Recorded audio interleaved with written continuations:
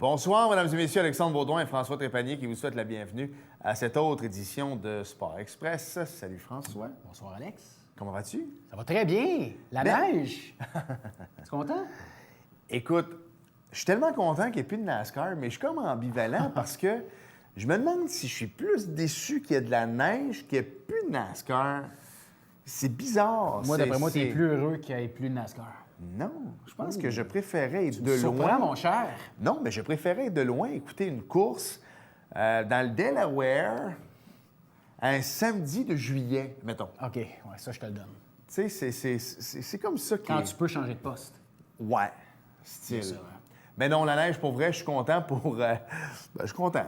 Non, mais... Les skieurs. C'est ça, exactement. Les skieurs, les gens de plein air. Ouais. Bravo, je suis content pour vous. Les magasins de sport également qui attendaient après cette neige-là. Non, pour vrai. Salutations à Hugues Chantal. Voilà, exactement. Et aux commerçants... il m'a donné tout un service, lui, Hugues, d'ailleurs, il y a 2 semaines. Je te salue. Écoute, je m'en vais mettre de l'essence vendredi soir dans ma voiture et je suis dans un dépanneur, je n'aimerais pas le nom. Et je tombe sur quelqu'un de très connu de la Ligue nord-américaine de hockey, dont je vais taire le nom également. Un joueur? Un joueur qui s'en allait jouer dans une dite ville à quelque part au Québec en autobus. Oui.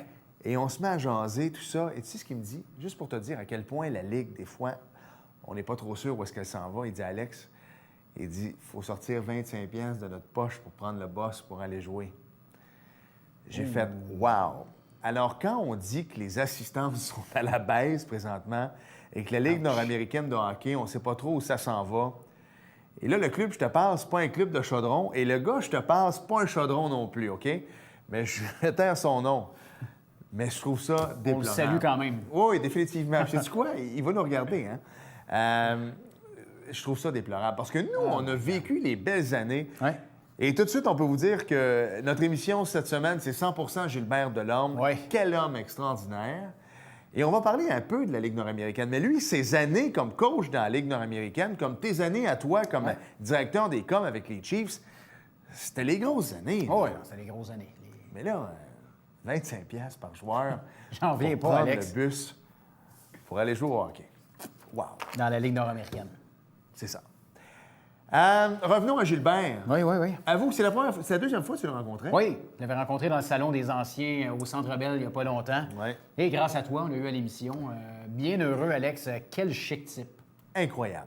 What you see is what you get. Yep. avec lui, hein? C'est la personne que vous entendez à la radio, Ouais. que vous voyez à l'antichambre, c'est le même gars. Fait que c'est pour ça que je l'ai dit en fin d'entrevue, mais si vous le croisez à quelque part, allez lui parler. Ça a fait le bonheur de toute notre gang, les caméramans qui sont tous dans les âges de Ouais. Gilbert, l'ont suivi. Je pense que ça va être un bon show. Dans les anges de Gilbert. Tu sais que Gilbert a 55? Oui. Claude aussi. Fait qu'ils ont tous leur café gratuit ici. Chez Tim Hortons? Oui. Ouais. C'est fou, pareil, c'est le fun. Je savais pas pareil qu'on... Ah ouais, Ouais. on travaille avec l'ange d'or. Ouais. J'aime ça. Alors, on s'arrête 5 secondes. Et au retour, l'entrevue que François et moi avons Vite, réalisée sinon ils vont le couper. avec Gilbert Delorme.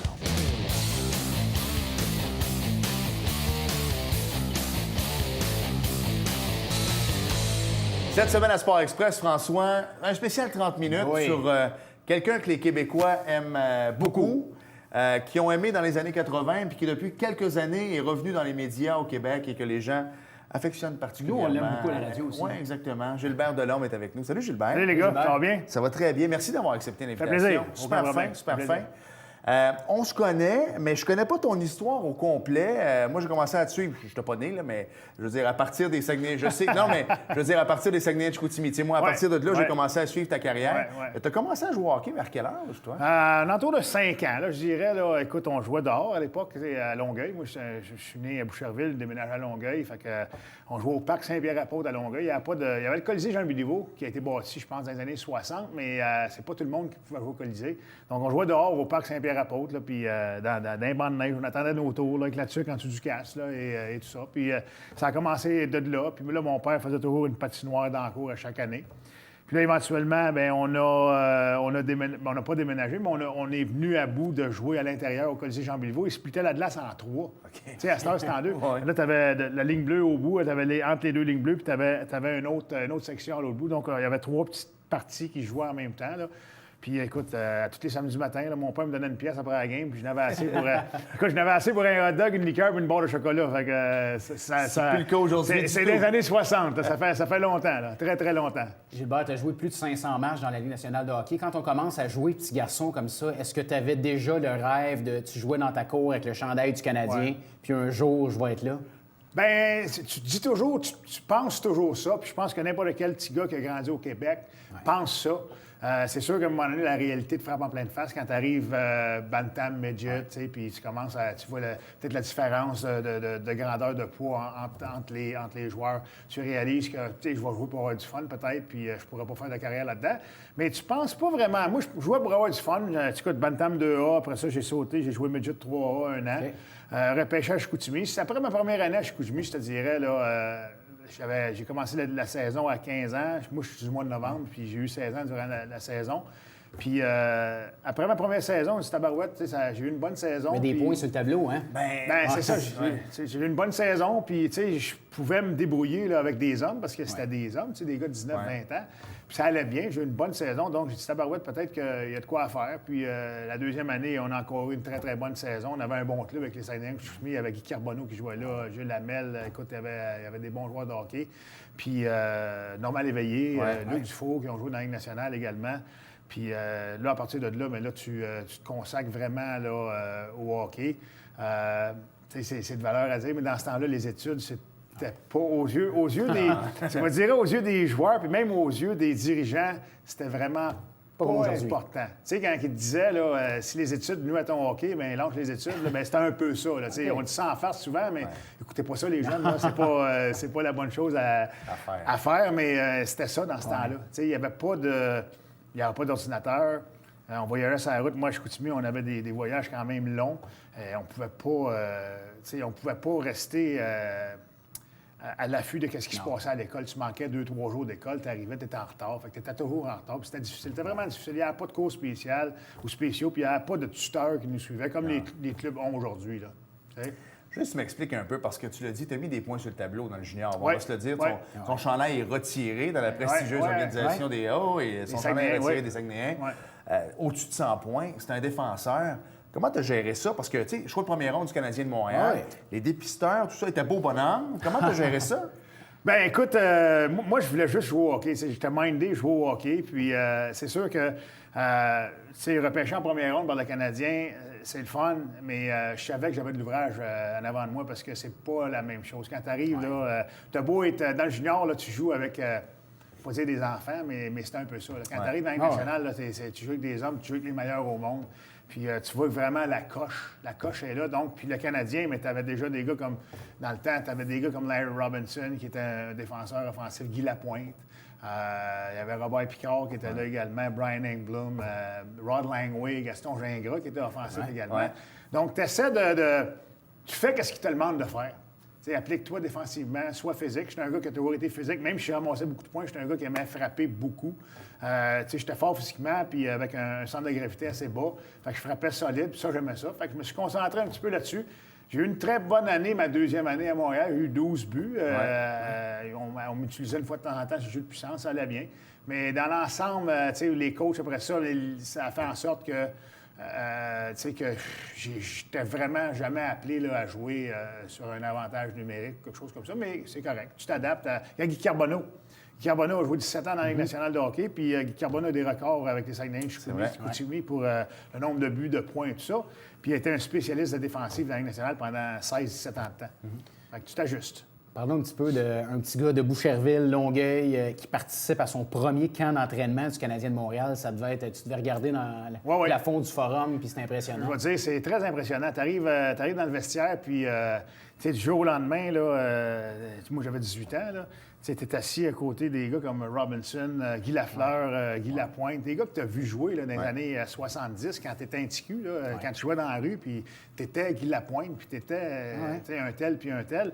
Puis tu étais assis à côté de ces gars-là, puis tu les écoutes jaser, tu écoutes leur histoire, tu écoutes leurs conseils, tu écoutes tes yeux grands comme des 2 piastres, puis Moi, d'après moi, ça m'a pris peut-être 2-3 semaines avant de dire un mot dans la chambre, là, parce que t'étais un petit peu gêné. C'est intimidant. Ben, c'est intimidant. C'était les grosses années du Tu Canadien. prends, ouais, puis tu prends ta place. Tu prends ta place, puis tranquillement. Mais les gars ont été bien corrects. Écoute, c'est comme j'ai dit, j'ai joué avec des gars, des vétérans extraordinaires. Là, tu sais, Pierre Mondoux, Mario Tremblay, Larry Robinson, Guy Lapointe, tous ces gars-là, Robert Picard. C'est des gars qui m'ont aidé beaucoup. Tu sais, fait que il n'y avait pas de... Il n'y avait pas le genre de crainte de perdre le job parce que, tu sais, j'étais un jeune qui arrivait. Les gars étaient solides, tout ça. Puis dans ce temps-là, c'était le même. On s'entraidait, puis ça a bien été à cause de ça. Ensuite de ça, il y a eu des échanges, Détroit, Saint-Louis, les blessures. Ouais. Tu es tombé sur une bonne madame en Diane qui t'a suivi Ouais. partout. Ouais. Ça n'a pas été la vie d'hockeyeur. Surtout qu'aujourd'hui, à la limite, ils font des millions. Les gars, ils jouent 500 quelques matchs avec nationale, mais ça sort avec 25, 30, 35 millions dans leur compte de banque. Ouais. Ce qui n'était pas le cas des joueurs des années 80. Non. La virgule, t'as pas placé à la même Non, place. c'est ça, exactement. Tu me comptais à un moment donné, je pense que ton bonnet de signature, je crois, le premier rond, 18e au total, c'était pas gros. Là. C'était 40 000 40 000, ça n'a pas de bon sens. Aujourd'hui, c'est 900 000. Oui, c'est ça. Canadien, à ce temps-là. 40 000 Canadiens. À ce temps, c'est tout US. Ouais. Bien, c'était ça dans le temps, qu'est-ce que tu veux. Puis on était bien contents. Puis tant mieux pour les joueurs d'aujourd'hui. C'est sûr que ça fait une grosse différence. Sauf que, écoute, j'ai apprécié le temps que j'étais là. On n'a pas fait les sous que les gars font aujourd'hui, mais c'est pas grave. On était quand même bien payé. Pour l'époque, c'était bien payé. Bien, c'était correct. La différence n'est pas comme aujourd'hui. Mettons, un salaire moyen, quelqu'un qui faisait une bonne job dans le temps faisait 40 000 par année ou 50 000 par année, puis nous, on faisait 100 000 par année. C'était peut-être 2 fois plus. Aujourd'hui, c'est un petit peu démesuré, mais tu prends le show business, tu prends ceux qui font des spectacles à Las Vegas, qui font 100 millions par année. À un moment donné, il n'y a pas de... Il n'y a plus de limite. Mais on a apprécié le temps qu'on était là. Puis, écoute, c'était bien le fun. Puis, écoute, je ne sais pas comment c'est aujourd'hui, mais je peux te dire que dans mon temps, puis encore une fois, encore aujourd'hui, les gars avec qui j'ai joué, on est amis. Puis quand on se rencontre, on a du fun. Puis on se rappelle des beaux souvenirs. Je ne sais pas, c'est sûr qu'ils sont plus riches que nous autres, là, mais je ne pense pas qu'il y ait eu autant de fun que nous autres. Autant de fun que nous, on a eu dans le temps. Là. Ouais. Mais les gars, t'es vois, là, tu sais, à RDS, souvent, vous mettez une caméra sur l'autobus quand les joueurs marchent dans le corridor. Ils ont tous leur écouteur sur la tête avec leur café. Ils téléphone. se parlent pas. Exact. Ils se parlent pas. C'est assez incroyable. Puis, tu sais, on parle beaucoup des scandales, entre parenthèses, des réseaux sociaux, des sites Internet. Une chance qu'il n'y avait pas ça à votre époque. Non, ça, il n'y avait pas ça. Une chance qu'il n'y avait pas ça, mais c'est un bon point que tu amènes, Alex, parce que nous, là, je te le dis, là, si on pratiquait 4 fois dans la semaine, là, 3 fois, on avait un lunch après les boys. Hey, on va luncher où? Tout le monde ensemble. C'est pas pareil. Aujourd'hui, c'est pas pareil. Les gars mangent à l'aréna. Ils sont gâtés. Là. Écoute, en plus de faire beaucoup de sous, ils ont un traiteur, ils peuvent déjeuner, ils peuvent dîner, puis même s'ils veulent amener leur souper, ils peuvent amener leur souper à la maison. Pour vrai? Ah, Okay, exactement. okay. Vraiment, il y a une cafétéria, il y a un chef. Ils sont vraiment là. Tous les clubs sont comme ça à ce temps. Il faut que tu te mettes à la page. Tu sais, dans le temps, tu avais le Canadien, qui est une organisation riche.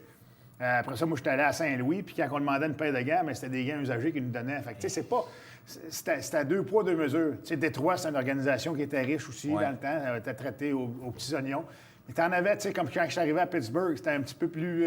Il tirait un petit peu plus la couverte. Tu sais, c'était Tony Esposito dans le temps qu'il était là. Puis les Pingouins n'avaient pas eu du succès encore comme ils ont eu. Ça s'en venait, là. Ça s'en venait, exactement. Fait que c'était un petit peu plus difficile. Mais aujourd'hui, ils n'ont pas le choix d'embarquer. Puis il faut que les joueurs, il faut que tu les traites de la même façon, pas mal partout. Sans ça, écoute, c'est dur d'attirer des agents libres en quelque part. Là. Puis, tu sais, même toi, un agent libre, tu arrives ici à Montréal, là, puis ils te font visiter les installations en Brossard, là, puis au Centre Bell.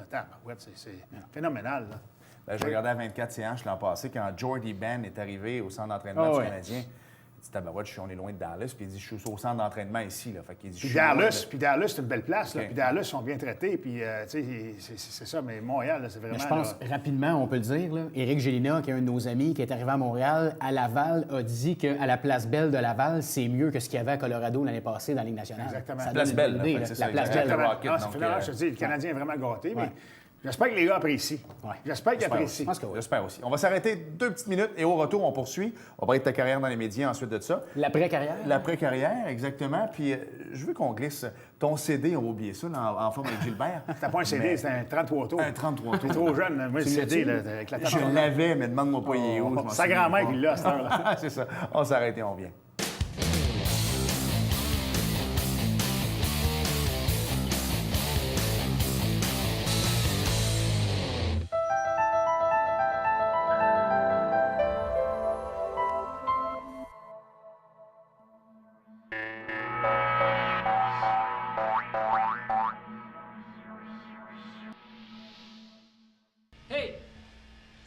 m'appelle André Barrière. Je suis guitariste. Je m'appelle Louis, je joue de la bass. Hey, je m'appelle Richard, puis devinez ce que je joue. Hey, je m'appelle Stéphane et je chante. Oubliez pas, Vendredi 15 décembre prochain, chez Artaud, le spectacle commence à 20h. on vous attend.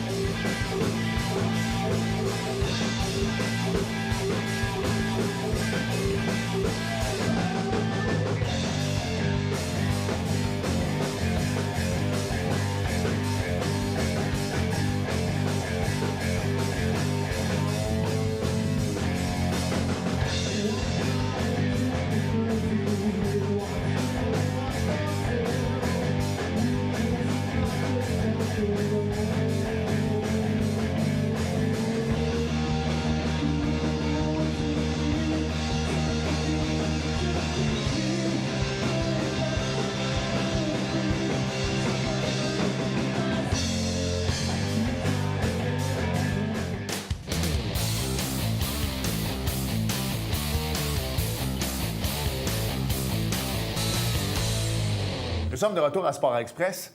Et avant de parler de sa deuxième carrière, je veux qu'on... Il me regarde, il sait pas où je m'en vais. Je te mettrai pas les pieds dans les plats. À un moment donné, ton gérant est venu te voir. C'était Pierre Lacroix à l'époque du Canadien. Oui. Puis il t'a dit, il y a une jeune chanteuse qui te veut dans son vidéoclip. Ouais. Écoute, t'es le Ouais. premier beau bonhomme officiel dans la carrière de Céline Dion, toi. Moi, on a fait un vidéoclip. D'amour au Beau- et d'amitié, hein? Oui, au Beau Dimanche en 1983. J'espère qu'André, le monteur, va pouvoir trouver ça pendant qu'on jase. On avait- Mais, il y a une petite c'est place sur, sur c'est sur YouTube. Oh, C'est sur OK. YouTube. Je me promène dans la montagne à Saint-Hilaire avec elle dans une petite MG décapotable jaune. Là. Céline, moi, mais dans le temps, elle était. A commencé, mais non, on va Elle se avait le peut-être dire. 14 ans, moi j'avais 20, 21. Fait qu'il y en a qui disent que j'étais beaucoup trop jeune pour elle. Sarcastiquement. Là. C'est ça, non, mais ça a été une belle expérience quand même. Ça a passé au Beau Dimanche. Ouais. Vous ne rappelez pas de ça, vous autres, les Beaux Dimanches? Oui, quand j'étais jeune, un petit peu, OK, quand même. OK, ça passait, ben, c'est le dimanche soir, là, à 7h30, là, les Beaux Dimanches. Fait que ça a passé là-dedans, exactement. Mais c'est bien, mais on va se le dire, à l'époque, on n'aurait jamais pensé qu'elle aurait eu la carrière qu'elle a aujourd'hui. Wow. On va être honnête, là. Ouais, vraiment, là, ouais. Quand même. Ouais. Après ça, tu es allé Ligue américaine, Ligue nationale, coaché. Tu as commencé Ouais. du coaching également. Oui, j'ai été assistant coach avec le Club Ferme des Pingouins. Ce qui est arrivé, c'est que moi, ma dernière année professionnelle avec les Pingouins, je me suis blessé une fracture à une jambe. Je me suis fait opérer 2 fois. J'ai manqué beaucoup de temps cette année-là. C'est l'année où on a gagné la Coupe Stanley en 91. L'année d'ensuite, c'est ça, l'été d'ensuite, je me suis entraîné beaucoup, essayé de revenir et tout ça. Mais tu sais, quand tu manques 1 an à 30 ans, là, puis quand tu es un défenseur, tu sais, tu n'as pas Paul Coffey, là. C'était un petit peu difficile de reprendre la cadence où tu étais. Fait que, tu sais, tu étais en forme, tu penses que tu te sens bien et tout ça, mais il m'a envoyé dans les mineurs. J'ai joué 1 an dans les mineurs à la fin de ma carrière à Muskegon, au Michigan. C'était le club ferme des Penguins de Pittsburgh. Et ensuite, ils m'ont engagé comme assistant coach avec le club ferme des Penguins qui a déménagé de Muskegon à Cleveland. Fait que j'ai été 2 ans avec eux. Puis c'est le même que j'ai rentré dans le coaching. Après ça, j'ai été à Winnipeg pendant 3 ans dans la Ligue internationale. Avec le Moose? Le Moose du Manitoba avec Randy Carlyle. Là où il fait froid. Ouais. Oui, mais ensoleillé, par exemple. Ouais. Pas humide comme aujourd'hui. Non, là. non, c'est C'est ça. exact. Donc, c'est ça. Puis après ça, je suis revenu à Montréal. J'ai coaché, j'ai été assistant coach 2 ans pour le Rocket de Montréal. Après ça, 1 an et demi comme coach en chef. C'était-tu avec Alain Vigneault que tu étais à Non, Montréal? Alain Vigneault est arrivé à la fin. Il est arrivé OK. à la fin, juste avant que le club déménage à Oui, PEI, PI, exact. l'île du Prince-Édouard. Ouais, moi, j'ai été là dès le début, en 99 jusqu'en 2003. Un petit tour dans la Ligue nord-américaine aussi, du côté Oui, de j'ai Sorel. coaché dans la Ligue américaine, les Royaux de Sorel, dans le temps que c'était le senior. C'était Ouais, pas OK. la Ligue américaine. J'ai coaché aussi quand c'était la Ligue nord-américaine, mais c'est quoi, j'ai apprécié ça. C'est sûr que les gens se rappellent de ça parce qu'il y a beaucoup de bagarres Ouais. et tout ça. Mais il y a des bons joueurs de hockey, des gars qui ont ouais. joué junior un petit peu partout, même des gars qui ont joué pro dans des ligues East Coast League ou même en Europe. C'est un bon calibre de jeu. Moi, j'ai trouvé les gars très respectueux aussi. Puis c'est sûr que tu avais des toughs. Puis moi j'aime ça de dealer avec des gars comme ça parce que c'est des gars qui font un job difficile. Il faut que tu respectes des gars comme ça. Tu peux pas les envoyer à l'abattoir tout le temps. Puis il faut que tu leur donnes un petit bonbon une fois de temps en temps. Tu les fais jouer régulier. Quand tu mènes, tu les fais jouer sur le jeu de puissance. Puis quand c'est le temps, bien, ils vont t'en donner. Puis moi, des coachs, là, des goon coachs là, qui ont jamais joué la game de hockey, qui n'ont jamais mangé une claque sur la gueule, puis qu'ils ont les gars assis sur le banc dans le dos, pendant 58 minutes, puis à cause que tu perds, il reste 2 minutes à la fin de la game, ils les envoient se battre comme des chiens. Non, ça marche pas. Ça marche pas. Donc, moi, je le faisais pas. C'est probablement ce qui m'a mis un petit peu dans le trouble avec quelques propriétaires, mais écoute, en bout de ligne, là, je pense que le but principal d'une game de hockey, c'est de gagner. Là. Fait que, mais c'était peut-être pas le même. Dis-toi que ces toughs-là doivent te respecter aujourd'hui. Oui, je pense que oui. Je pense que oui, parce que, écoute, j'ai jamais envoyé quelqu'un se battre là, à la fois. Puis, je connais la game, puis j'étais pas un tough, mais j'ai joué avec des toughs, puis je sais comment est-ce que les gars se sentent, puis tout ça, puis c'est pas quelque chose à faire, là. Puis malheureusement, ben là, ça se fait un petit peu moins, mais malheureusement, dans ce temps-là, ça se faisait à la planche. Puis comme je te dis, c'est des gars des coachs qui n'ont jamais joué à la game, qui n'ont jamais été dans le coin de la bande, là, puis jamais mangé un bon coup de coude sur la marboulette. Ils savent pas vraiment c'est quoi, puis comment est-ce que les gars se sentent et tout ça. Fait que ça, c'est important aussi. C'était pas évident. On l'a vécu nous, avec les Chiefs à Saint-Jean. Puis c'était dans le temps où je coachais Chris au hockey quand tu étais à Sorel. On embarquait dans l'autobus des fois à Saint-Jean, puis Dean Marin, qui était passé de Sorel à Saint-Jean. Écoute, tu voyais, là, tu t'en allais à Saint-Georges ou peu importe. Pendant 3 heures, nous, on avait du plaisir, mais lui, il était concentré. Tu voyais qu'il était ailleurs. Il est coaché, lui, à Sorel. Il est bien aimé, ce gars-là. Puis je pense qu'il m'a bien apprécié aussi parce que je le respectais. Puis, tu sais... Parce que quand tu sais que tu t'en vas affronter un Joël Thériault...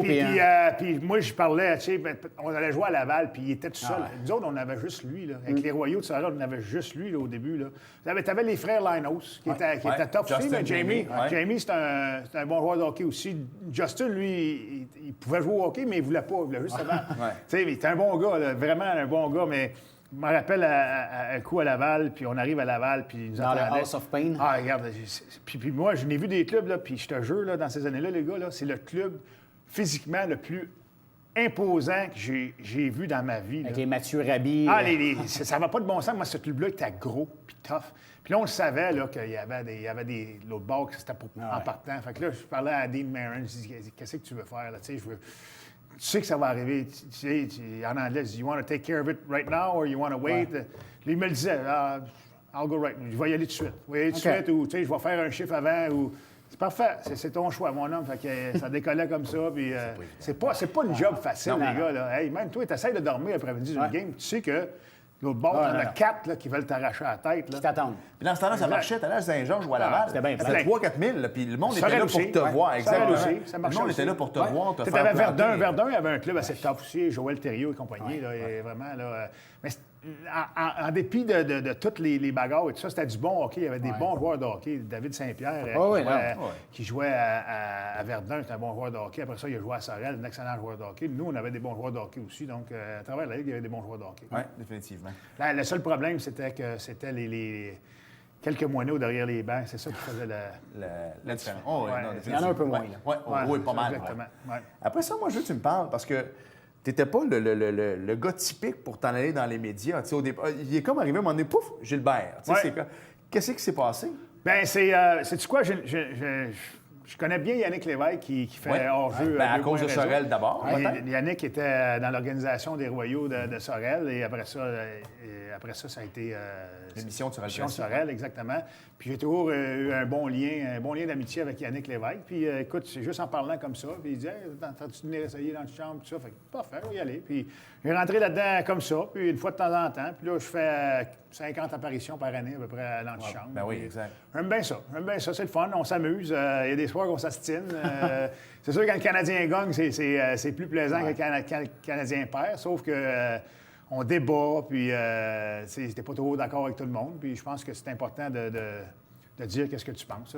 Les yes men, là, ça marche pas. Ça marche plus. Non, exactement. Là, il y a une nouvelle passion pour toi qui est arrivée, qui est la radio. La radio, ça fait 91.9. Troisième année, là, c'est le fun. Écoute, j'adore ça. Écoute, chaque jour de 10h à midi, 91.9 Sport. Puis on fait un petit résumé de qu'est-ce qui s'est passé dans l'actualité en début d'émission. Après ça, on prend des appels. Puis là, on jase avec les auditeurs, on s'astine avec eux autres.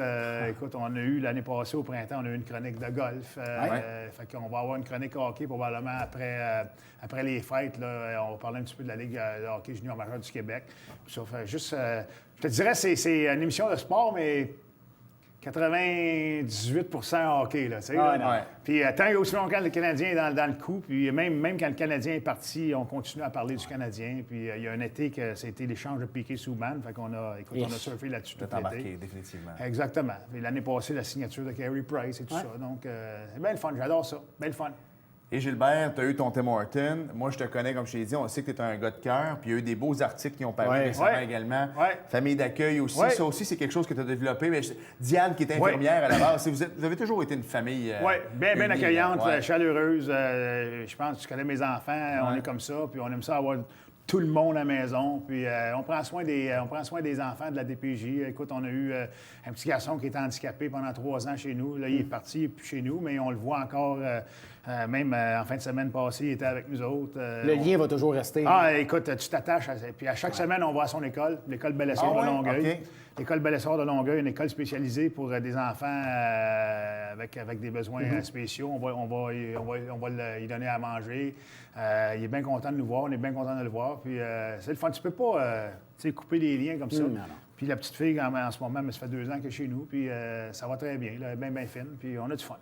C'est grand-papa Gilbert puis grand-maman Diane. C'est vrai, parce que t'es grand-père aussi. Oui, grand-papa, Fait que, mon garçon Christopher ouais. a 2 enfants, Kira et Riker. Là. Ouais, exactement. Donc, on a bien du fun. Belle famille. Oui, ça, c'est vrai. Ah ouais. Belle Gilbert, merci beaucoup. Ça fait plaisir, les gars. Puis Gilbert, Merci. Gilbert, quand vous le voyez au Centre Bell sur une glace des anciens Canadiens, allez le voir. Il est comme ça, hein? Il est comme ça tout le temps. Je vous le dis, il va être là, puis il va prendre le temps de signer les autographes et de parler avec les gens. Ça fait plaisir. Merci, Merci, les gars. Mago. Merci Merci, beaucoup. Gilbert. Merci, les gars. Merci. Merci.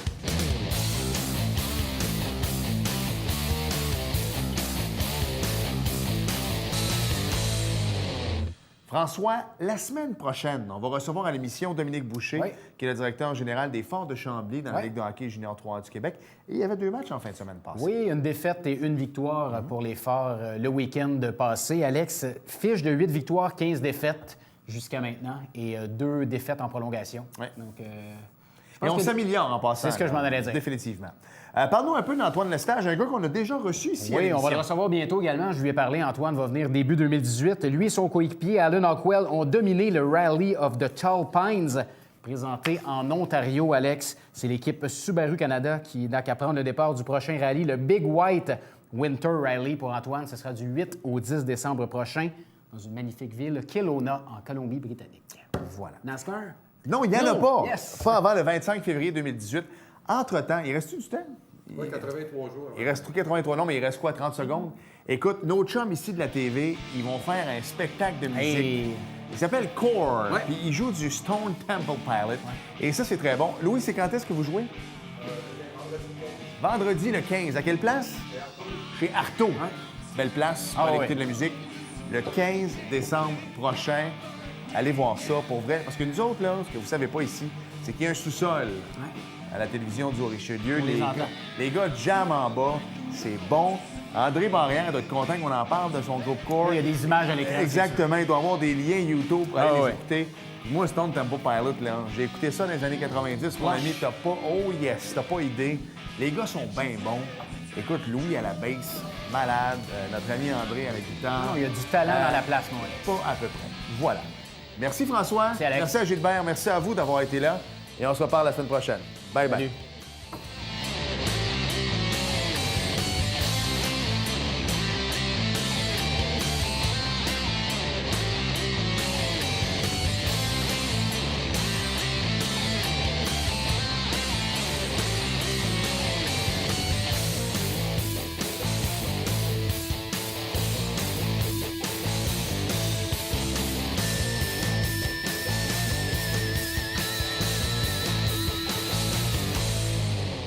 Télévision du Haut-Richelieu. Notre région, votre télévision.